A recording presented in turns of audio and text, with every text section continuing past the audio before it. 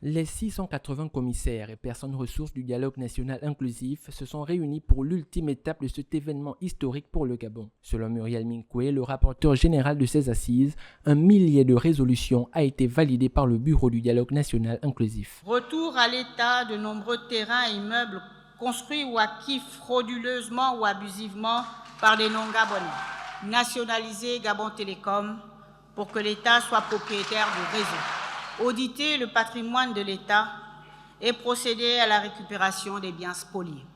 Attribuer plus de permis forestiers aux nationaux. Baisser le prix du kilowattheure et du mètre cube d'eau avec séparation des entités eau et électricité en retirant le monopole de la SEG. Institutionnaliser le mariage coutumier et créer un code coutumier.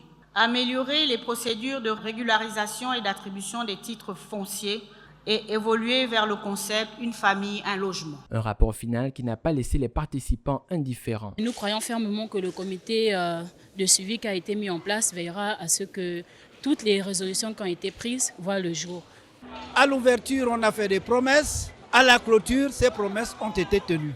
Le président a pris à cœur nos résolutions et nous croyons, nous lui faisons confiance. Nous lui faisions confiance et qu'il va vite mettre en place le comité de suivi et de mise en pratique des recommandations du dialogue. Les Gabonais doivent s'attendre naturellement à ce qu'il y ait des textes de loi, des textes réglementaires, qu'il y ait des dispositions qui soient prises pour améliorer un tant soit peu le quotidien des Gabonais. Pour s'assurer de la mise en œuvre effective de cette batterie de recommandations, la création d'un comité de surveillance et de suivi a été annoncée.